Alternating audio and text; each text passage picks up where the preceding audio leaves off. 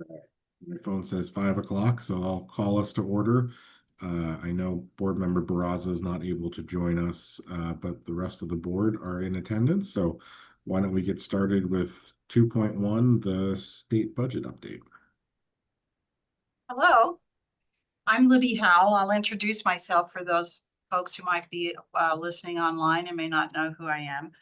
I'm the Executive Director of the Community and Government Relations Department, but today my real job is just to be the warm-up group for Jonathan Payton, our contract lobbyist at the state. So let me give you a little review of the session to get started. The budget was passed on June 11th, and then the legislature closed it with sine die on the 13th. For those of you who don't know, sine die is a Latin term. If you pronounce it in Latin, it's sine die, which means no more days, basically. There are no more days left in the session. So this year we had so many challenges, and we've been talking about this a lot all through the session, and it has been as bad as we expected. The majority party was very committed to achieving full conformity with the tax cuts that were established through the federal HR 1. And that had the effect of reducing state revenues by $1.4 billion over 4 years. The quote, I think, that states this most effectively is a quote by the House Appropriations Committee Chair, Representative David Livingston. He said, "This is a $1.4 billion tax budget.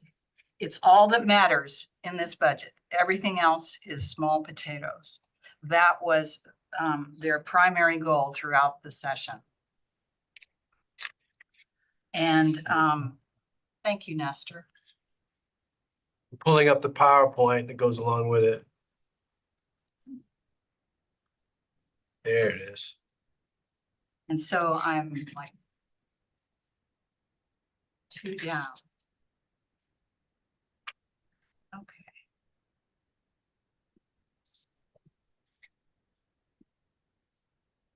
Okay. Some other challenges that we had during the session was that according to the Grand Canyon Institute, our ESA program, the voucher program, is expected to cost more than $1 billion this year. And the legislature was not able to reach agreement with the governor regarding Prop 123 funding. You recall we talked about this in a previous board meeting. This is the court case that required the state to pay an additional $300 million for K-12 funding. So, and it expired. So they're going to have to figure out something else to figure out what to do about that, since they were not able to get it to a renewal passed in the legislature. So before we talk about how this session affected us, I do have to point out that the states were cut $16 million. They took a real slam. So, and it affected all of them, particularly the University of Arizona, I have to say. It felt like when I was looking through the items that were cut, the programs that were cut, it seemed like if you take into account enrollment, it seemed to me like they were cut worse than the other colleges. Of course, ASU is bigger, and so, you know, the dollar amount might be greater, but not proportionately. So let's take a look at what happened to us. So when you look at this first group of numbers, you'll see that, how do I get this to go away, Nestor? That little black box there. That's fine. Okay. You'll see that they eliminated the funding for dual enrollment, adult basic ed, and the nursing education investment. I have to say that in our efforts to work for that to get that $6 million renewed, it was very clear to us that adult ed has a lot of supporters. There were some other factors that prevented the funding from finally happening, and Jonathan will talk more about that. But we had a lot of fans. In fact, one of our perpetual friends of the college is Vince Leach, a real conservative.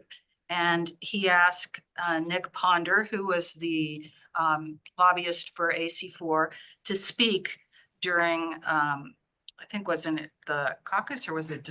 He spoke during the hearing. And he asked Nick to speak so specifically so that he could ask questions to raise the issues, to show people how important this program was.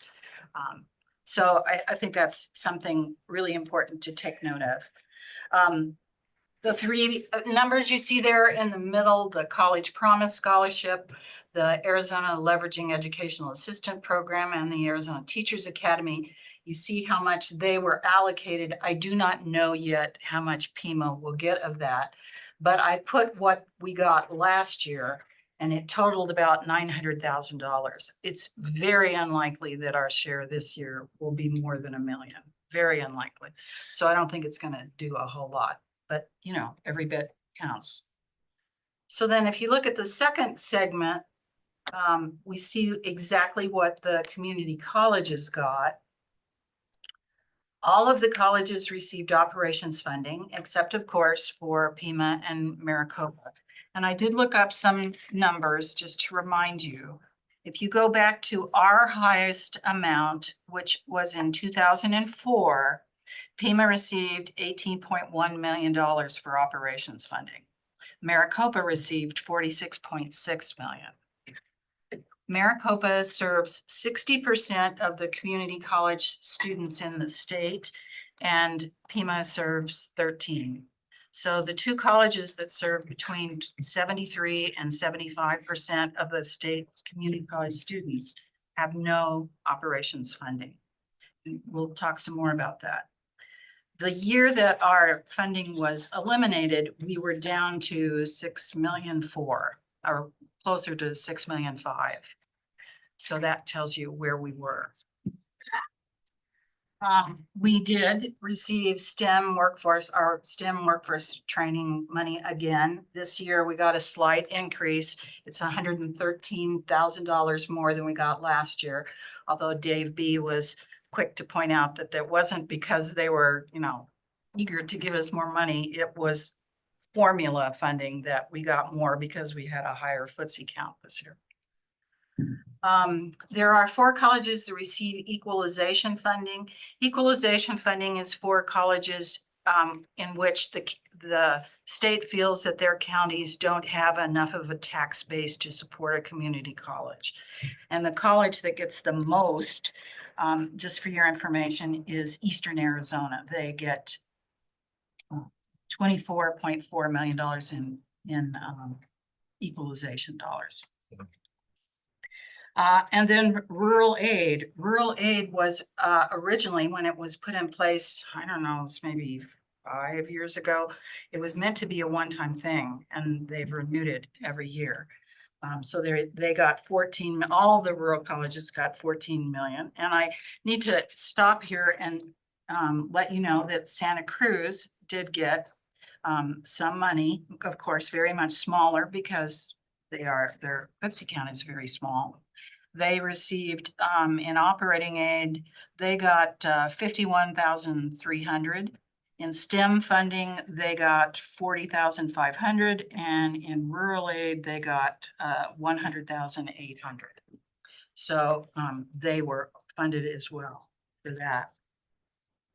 The Native American colleges are funded in a different mechanism that I don't really understand, but DNA did get an additional $1 million supplement for remedial ed to help them with that. And then the rural county reimbursement subsidy is when one county has to reimburse another county because students are going to school outside of their home county. And then Gila Provisional received a $200,000 supplement for workforce development. So as you can see, overall, not counting, you know, the stuff that goes to both the universities, but the funding that goes only to community colleges, the community colleges got $99.5 million and some change, and Pima got 1.9 of that. So I will tell you that one other challenge that we ran into, and this is kind of my segue for turning this over to Jonathan. One of the problems that the community colleges had is that we were not unified in our priorities. The Maricopa was deeply committed to trying to get operations funding back. And the rurals really wanted their rural aid and of course, the 4 colleges that get equalization wanted that. And then we were committed, our number 1 priority was adult ed, followed by protecting our STEM and workforce training and then planting the seeds. You're going to hear from us again sometime about our operations funding. I think we had a reasonable approach about that because, you know, we knew this was a crummy year.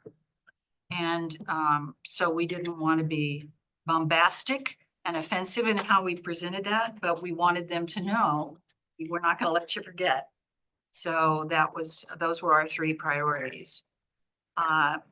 We also learned as part of this process that the 2 adult ed high schools run by Goodwill and Graduation Alliance do not have goodwill.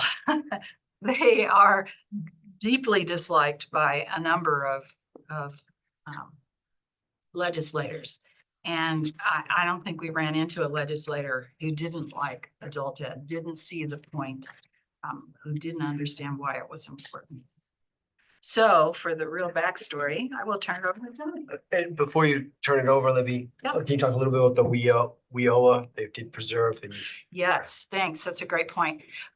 So we get money from 2 pots, basically at the state level, and one goes to the Department of Ed to from federal WIOA dollars, and it's meant to be a matching grant for the federal funding that we get.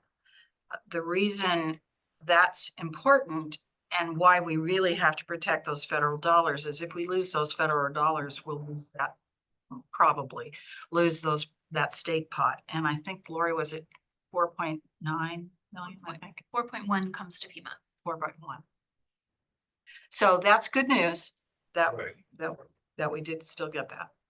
Any questions for Libby, members of the board? Teresa's here, and of course the others online. I just, when you said 4.1, is that just what the state gives us, or is half of that from the state and half of that from WIOA?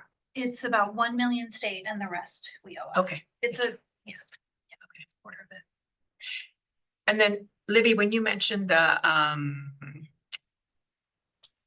14, I think it was a 14 million rural aid, that's split up among all of the rural community colleges, correct? They did. Correct. Okay, thank you.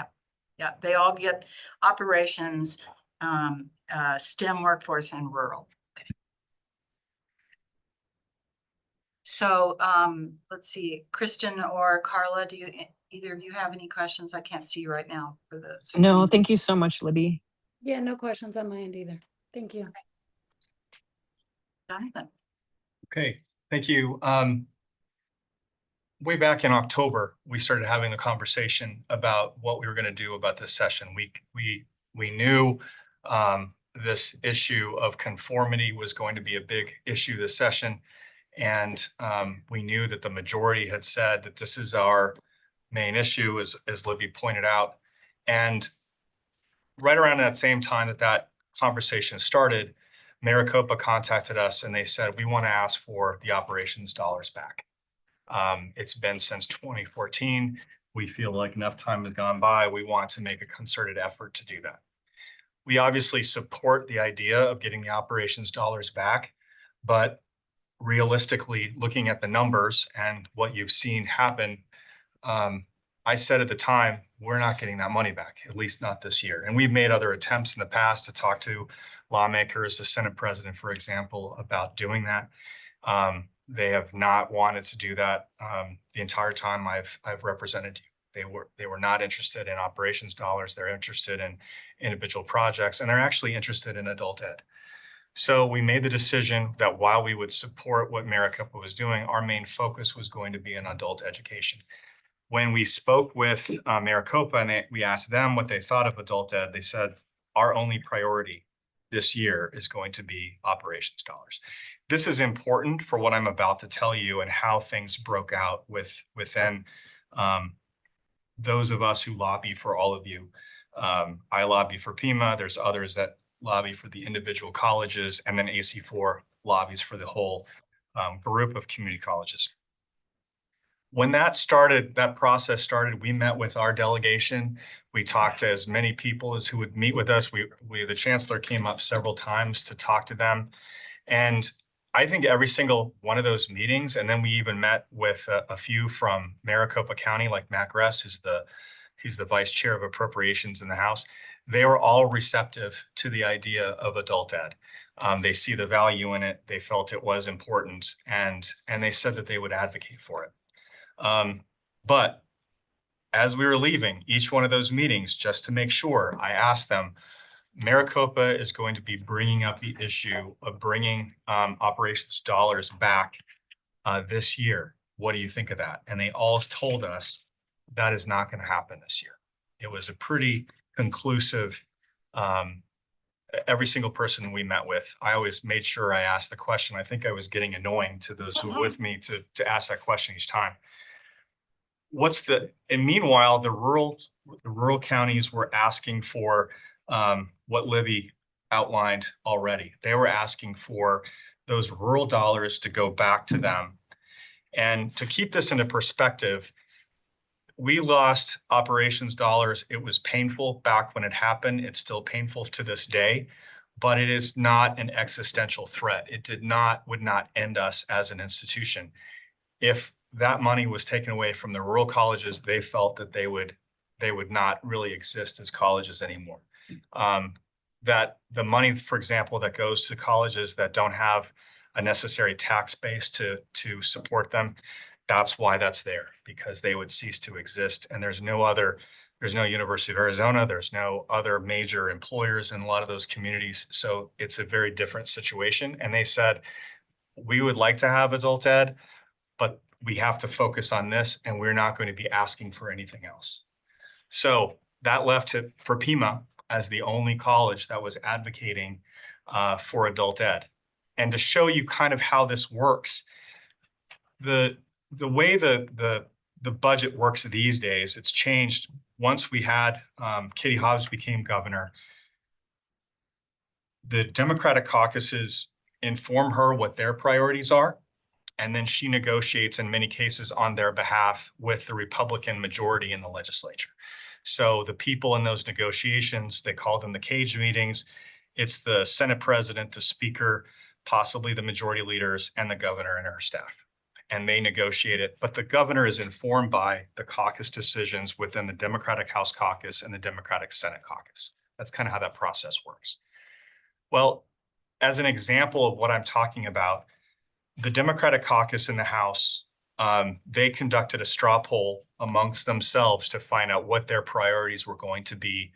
And they were told they need to find their top 5 priorities. So they listed those priorities, and those are all the things that state government does. So everything from K through 12 to the universities to you name it, the court system, et cetera. They went through it all, and they listed 5 priorities that had to be in the budget in their opinion. And that doesn't mean that the others things that didn't make it into the top 5 weren't important to them, but they weren't their top 5 priorities. Adult ed did not make it into the top 5. The Maricopa receiving their operations money didn't make it into the top 5, and the rural dollars didn't make it into the top 5. And I got a chance to see the straw poll results, and it kind of tells the tale of why we're having this conversation today. It showed at the top of that list of those who didn't make it into the top 5, adult ed was among the top. And then there was a few for, obviously the rurals had their supporters, and there was maybe 1 or 2 for Maricopa. Well, if you add all those numbers up, that would have gotten us into the discussion for adult ed for their priority list. Does that make sense?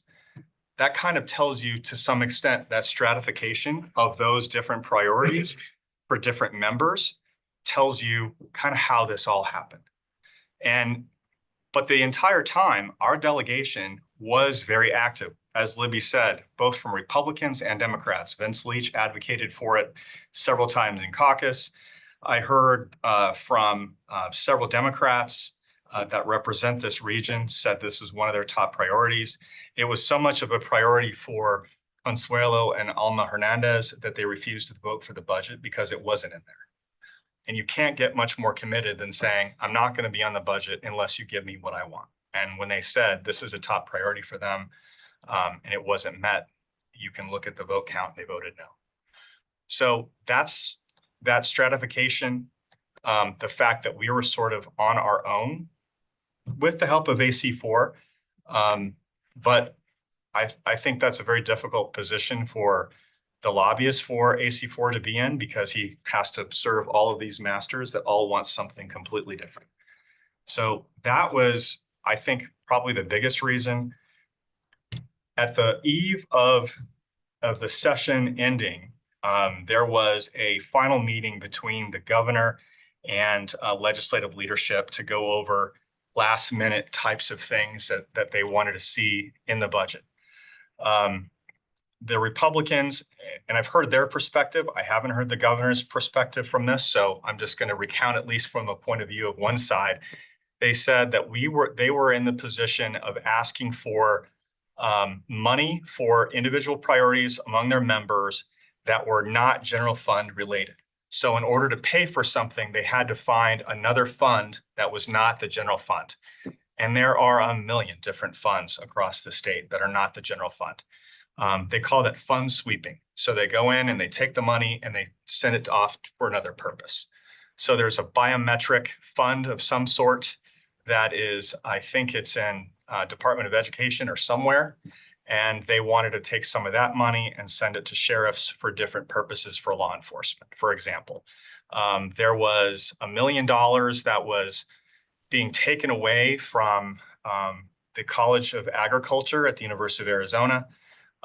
They wanted that to be credited to the University of Arizona so they wouldn't be cut so deeply.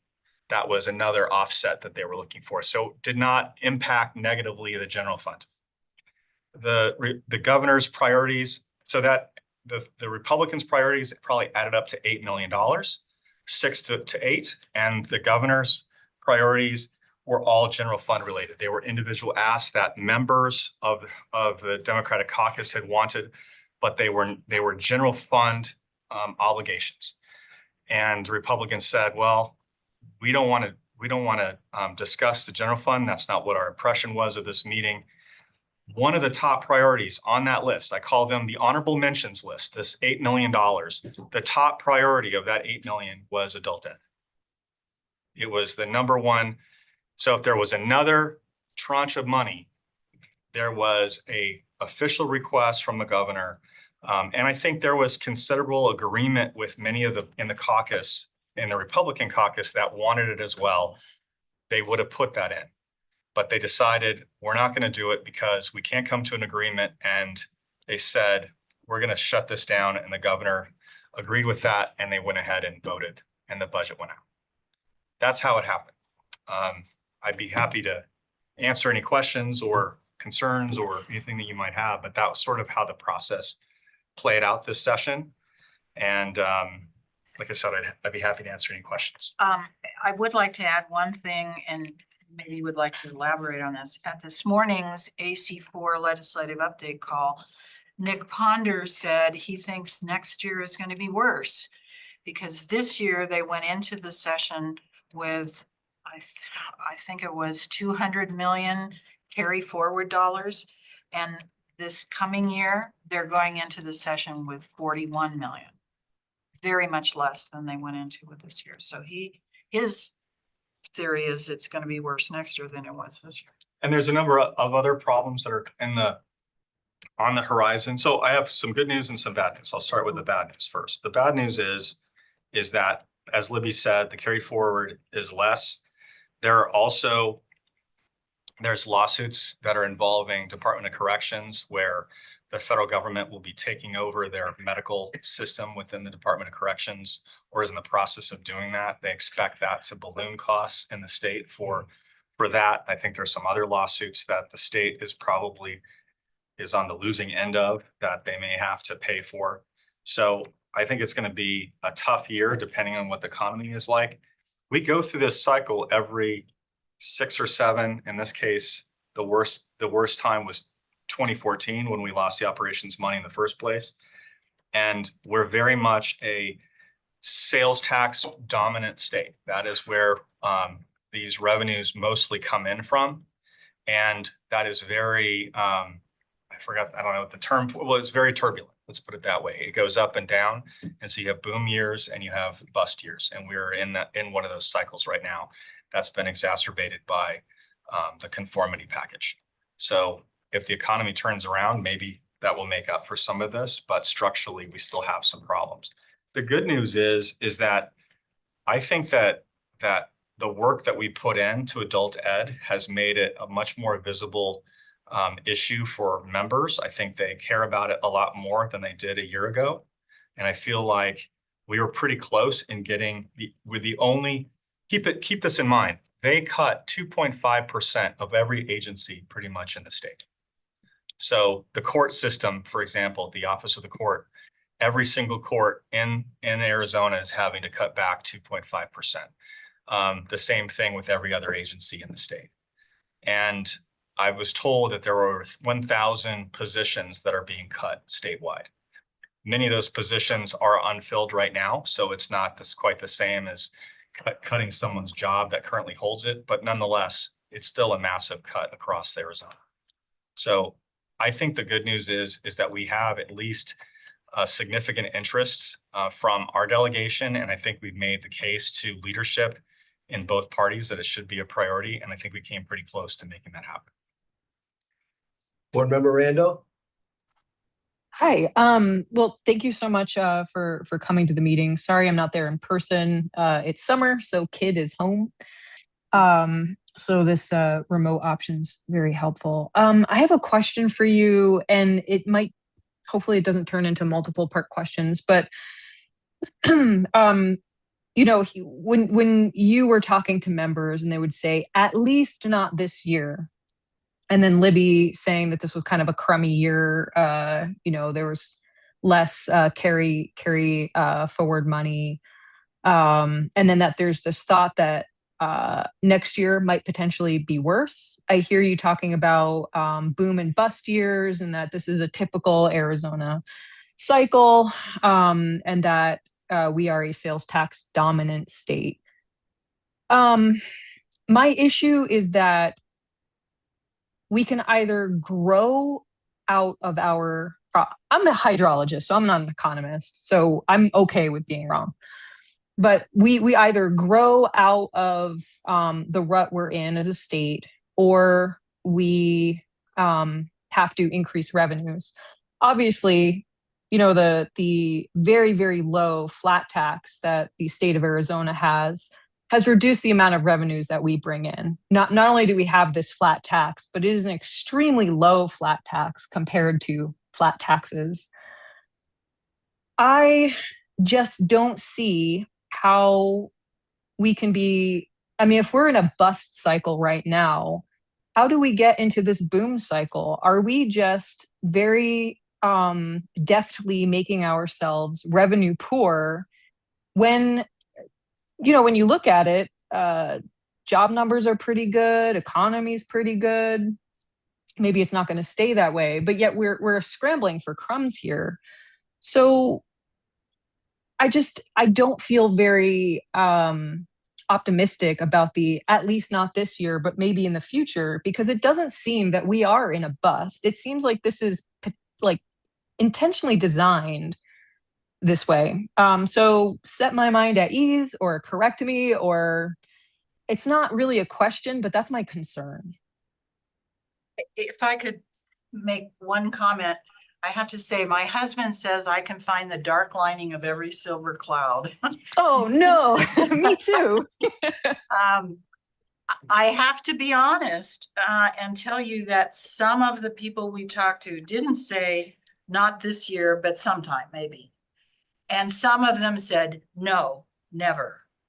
So That's what I was worried about. have to be, yeah, we have to be realistic So- about that. I just want to Yeah. clarify, you're talking specifically about the operations dollars ever coming back. Is that what you're asking about, or adult ed? Sure. I want to make sure I Um, understand what you mean.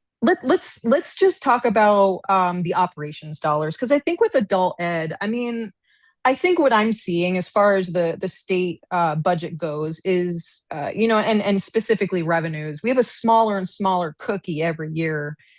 And I mean, that's why we're all kind of scrambling for crumbs. I can see them sort of brushing some crumbs over in our direction for adult basic education at some point. The operations dollars, though, I'm very skeptical if we are ever going to receive a useful chunk of that money. So I would like to address that, and this is just from talking to members. And Teresa and I went to meet with the Senate President some time back. This was his last year in office at the legislature. When we met with him, the answer was no. We don't do ongoing funding for new things or reintroducing something.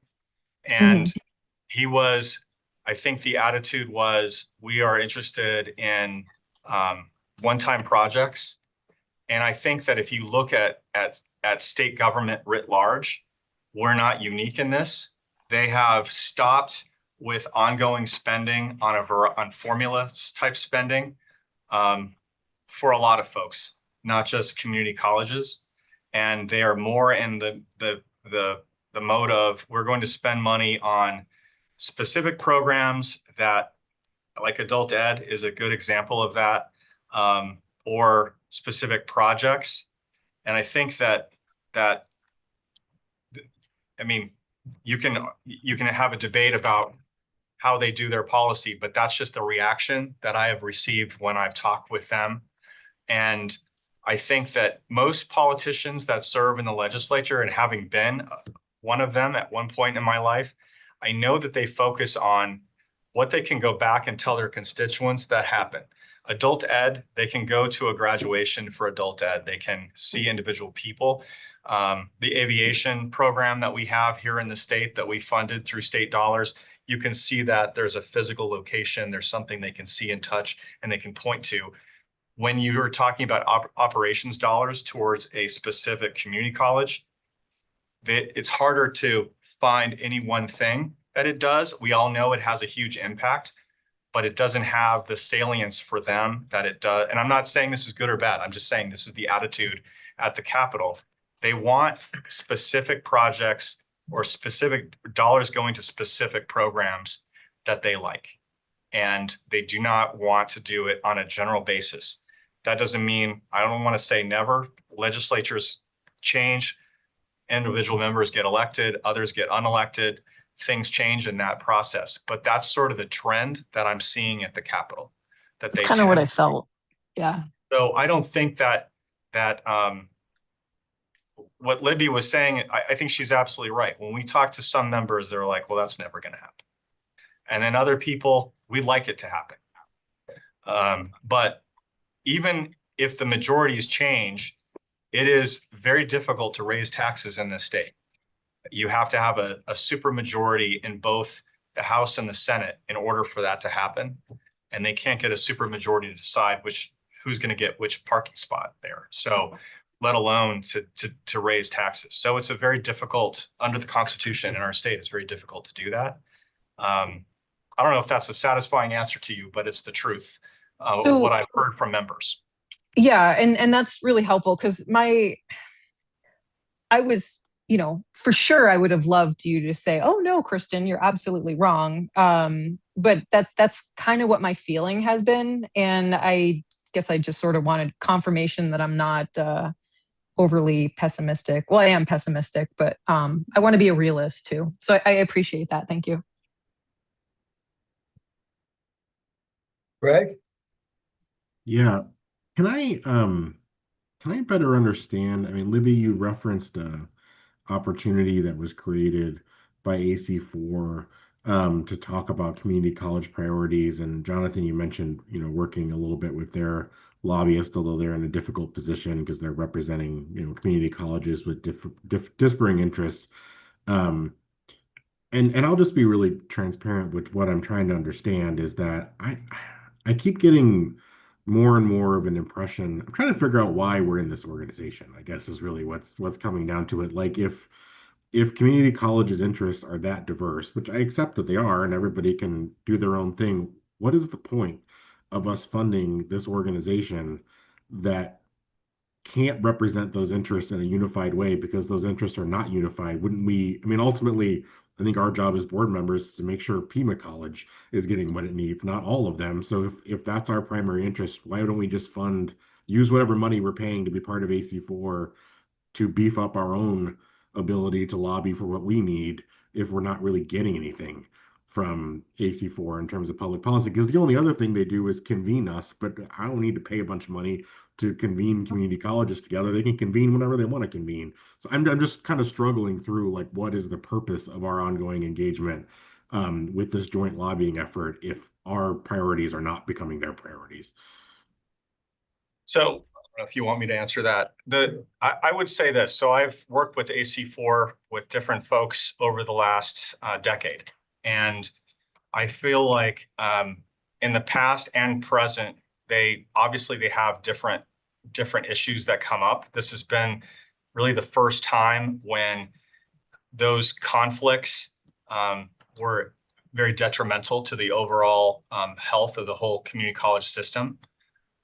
With that said, I think that Nick worked extremely hard at lobbying members across the board. And you're the policymaker. You decide where you want to put your lobbying dollars. But here's the problem. Even if you had more lobbyists or whatever you want to do here for Pima College, think about it this way. I go to our delegation and I ask them for support. I make the case that the chancellor comes up, Libby and other folks from the staff, Lori comes up to talk about the technical side of adult ed. We make that case to them. The problem is that, and they are all on board when we talk to them. But when someone from Mojave County is a member and I go to them or any other lobbyist goes to them and ask them, would you please support adult ed? And they say, well, the problem is, Jonathan, no one from my county or my community college is not asking for this money. That's the ultimate lobbyist is the folks that they represent, their community. And when they're not hearing that from their community, they're going to do what that community wants them to do instead. Does that make sense? That's the problem. So you can get more and more lobbyists, but it's not going to change the situation if an individual county is not going to advocate for money for a specific program. Normally, we do work together, and I think that they've been pretty effective at trying to juggle all these interests. But this year, because the economy was so bad or the budget situation was so bad, it knocked everything out of whack.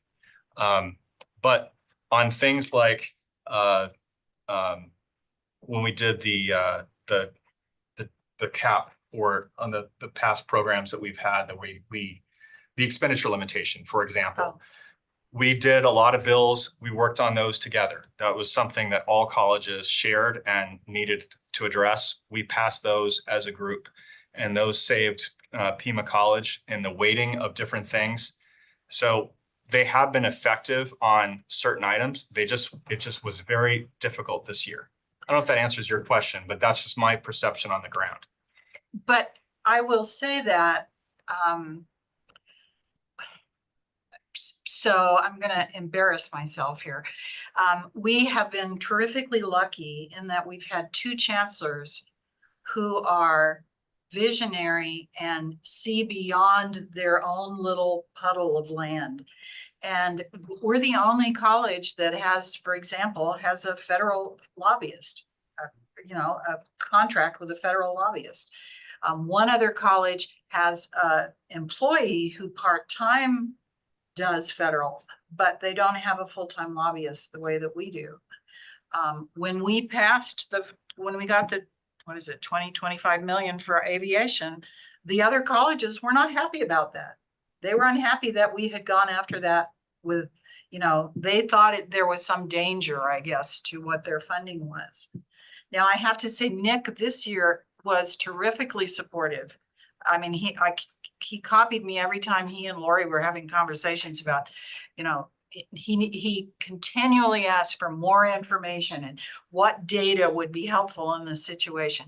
He really was wonderful in that regard. But at the same time, when at one of our previous legislative update meetings, when the budget passed the House that would eliminate adult ed, all adult ed federal funding. And I brought that up and I said, you need to be aware of this because now our only chance is to kill it in the Senate. One of the college presidents said, that's not what we're about. We're a state organization. Well, there is so much happening at the federal level that affects us and how we do business in the state that, that's so short-sighted. So What there was that are, last part? That what? pardon me, That's so short-sighted. Short-sighted. Thank you.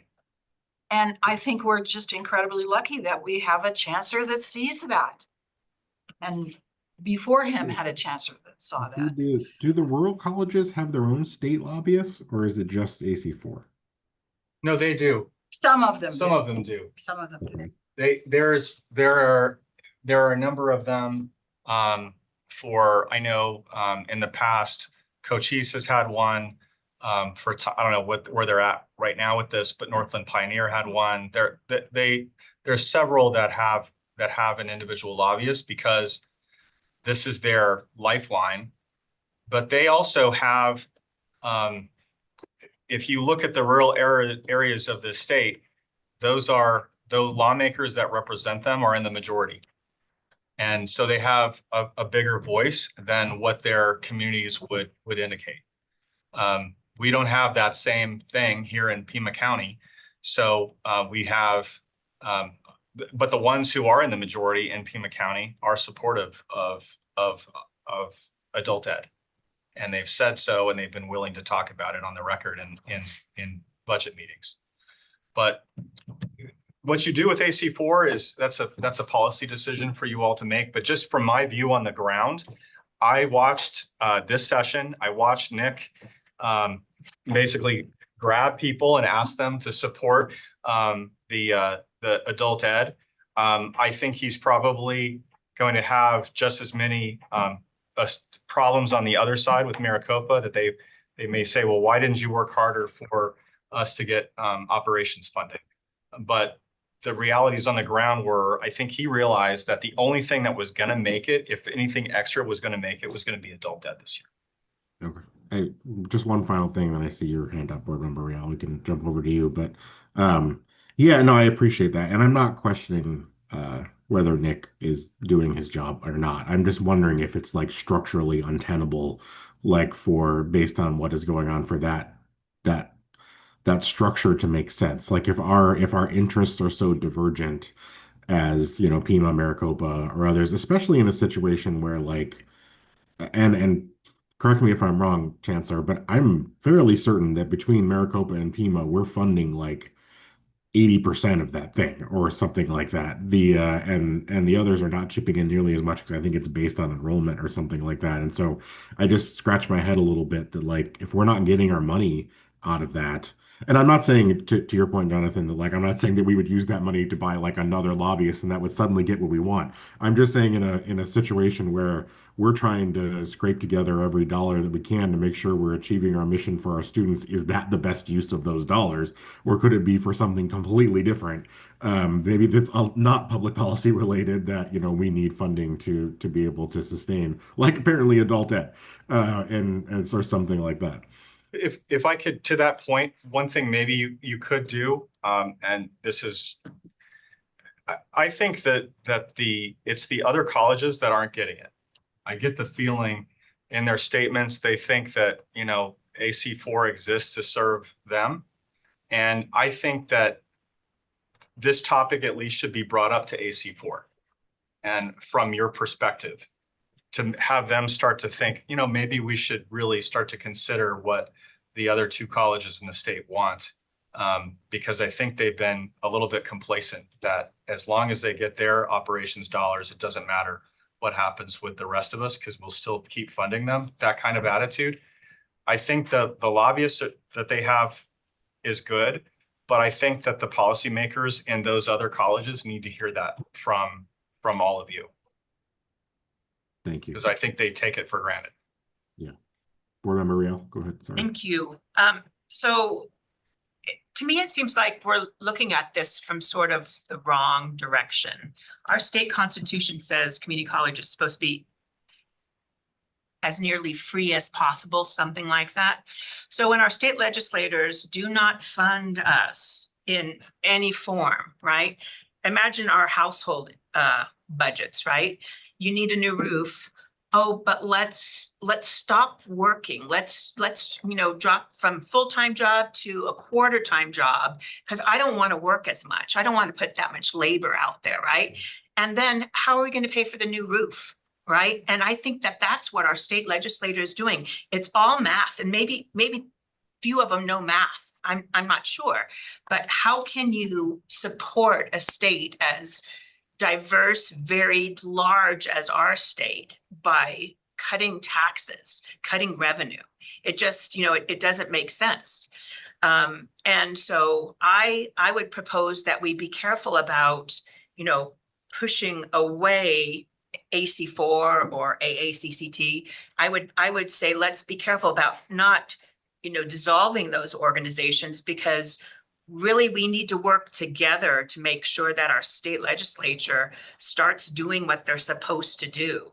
So it's a lot of work, right? We're going to have to talk to our business members in the business community. If they're not continuously asking their elected officials, hey, adult basic ed is super important. How many, Chancellor, did you tell me 70,000 people don't have a high school diploma in Pima County?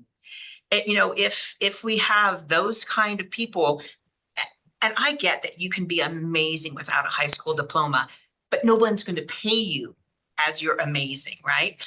And so it just seems to me like we're working at this backwards. We need to get our state legislators to understand that education is the only, especially if we're cutting the court systems too, right? If we're cutting prison systems, all of those kind of things, right? Because there's two ways people can go. They can get educated and improve themselves, or they can become, despondent because they don't have any opportunities. And then they have to do sometimes bad things to just survive. And then they end up in the prison systems, right? And so I guess my point is, I think we, as educators across the board, we need to stop accepting things that are harming education and harming learning. And we need to make sure that everybody who works with us realizes that you're either on board supporting education or you're against education. And, I'm tired of hearing the business community say, well, we need educated workers. Well, if you're not going to elect people that support public education, you're not really wanting educated workers, right? You're wanting maybe cheap, insignificant.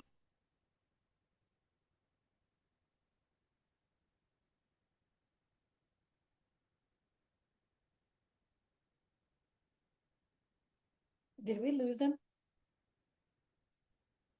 Yeah, lost them. I think we lost them. Yeah, I lost the room as well. Nicole, are you on? I thought you weren't going to be on. I'm back. It's a long story. I'll tell you later. Oh, welcome Hard- back, maybe. Car trouble. Oh no. Okay, you can throw it out.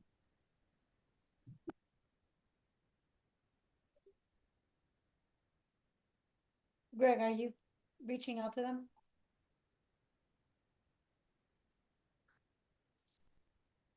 Yes.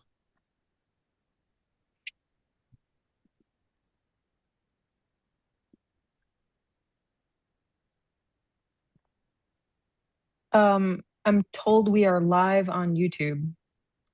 So we are still streaming to YouTube. So They be lost careful, power. everybody. Oh, yeah, they had a Oh, power we lost outage. at the power. beginning. Oh, okay. Well, hello, public. The board is still here.